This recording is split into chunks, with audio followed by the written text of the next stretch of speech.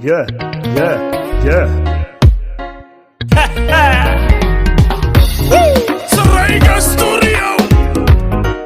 xasan cali khayre oo caan ku ah aflagaadadu uu aflagaadeeyey mas-uuliyiinta dowladda federaalka iyo ku-tagrifalka awoodda lagu aaminay ayaa shalay waxa uu galay gaf iyo dhaqan xumo uu ka shalayey. Shalay waxa uu xasan cali khayre qorshaystay in uu booqasho ku tago wasaaradda warfaafinta. Inta uusan tagin xarunta wasaaradda warfaafinta ayaa waxa uu iska sii hormariyey qaar ka mid ah ciidanka ilaaladiisa.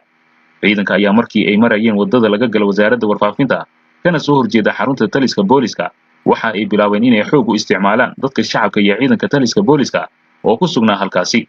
Waxa ay bilaabeen inay hubka dhigis ku sameeyaan ciidanka ilaalada wasaaradda iyo qaar ka mid ah taliska ciidanka booliska. Taliyaha taliska ciidanka booliska gaashaanle sare Maxamed Daahir oo ku sugnaa goobta ayaa ku soo baxay ficilka sharciga ka baxsan oo ay ilaalada khayre ku dhaqmayaan. Waxa uu durbadiiba amray in qoryaha laga qaado kuwa ficilka xun ka sameeya xarunta wasaaradda, isla markaana waxa uu ku amray in ay qabtaan shaqada loo igmaday iyagoo u dhaqmaya sidii ciidan mas'uuliyad ay saaran tahay. Daqiiqado kadib waxaa goobta yimid xasan cali khayre iyo taliyaasha ciidanka booliska xijaar iyo ku-xigeenkiisa. Labada taliya ayaa u sheegay ra'iisul wasaare khayre in wax dembi ah uusan gelin taliya Maxamed Daahir, laakiin uu gutay waajibkiisa ciidan si loo sugo ammaankiisa. xasan cali khayre oo fadhiya xafiiska wasiirka warfaafinta ayaa amray in loo yeero taliya Maxamed Daahir si uu ula hadlo.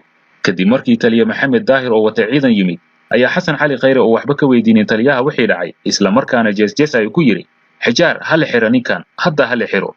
taliya Maxamed Daahir oo aad ugu xumaaday aflagaadada ka soo yeertay xasan cali khayre ayaa asagana si caro ku jirto u yiri hooyada ayaad xiraysaa bal waa kaasay xir. Kadibna albaabka ayuu isaga baxay isagoo ay daba socdaan ciidankii waardiyaha u ahaa. xasan cali khayre oo aad mooday in wejiga basbaas lagaga shubay oo ay ka muuqata xanaaq iyo ciil ayaa isna isaga baxay xarunta wasaaradda isagoo aaday xafiiskiisa. Waxa uuna ka tagay wasaaradda isagoo aan qaban howlihii uu markii hore u yimid wasaaradda.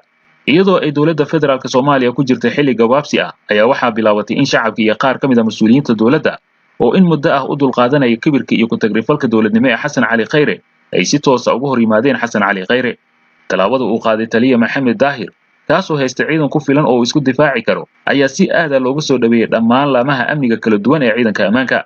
xasan cali khayre ayaa qaab la mid ah qaabkan u aflagaadeeyey taliya ku-xigeenkii hore ee ciidanka xoogga dalka General Barise, taas oo keentay in General Barise iska casilo shaqadii uu ummadda u hayay. In habeenkii xalay ahaa uu gaashaanle sare Maxamed Daahir uu ogolaaday in la xiro, waxaana markii uu ra'iisul wasaare khayre hubsaday inuu xiran yahay gaashaanlaha uu ku dhaqaaqay fal aan laga filaynin oo ah inuu amray in laga xayuubiyo dhammaan darajada ciidan isla markaana laga saaray ciidanka. Wararka ayaa intaa ku daraya in ra'iisul wasaare khayre uu amray in maxkamadda ciidanka la soo taago isagoo gaashaanle sare Maxamed Daahir ku eedeysan isku day dil ra'iisul wasaaraha Jamhuuriyadda Federaalka Soomaaliya. falku ku kacay ra'iisul wasaare khayre ayaa horseedi doona kacdoon ay sameeyaan ciidanka qalabka sida qaybihiisa kala duwan, falkaas oo noqon doona mid ay ka shalayaan kooxda nabad iyo nolol. fadlan share garay hadda share garaysaan birita 10 fi amad yeelisaan hadda share garay hadii kale naga la taga wax anaga inoo sheegay hadii hadda share garay kulligii share garay hadda dilay fidmay share garay kulligii all of you neer kullu fa badan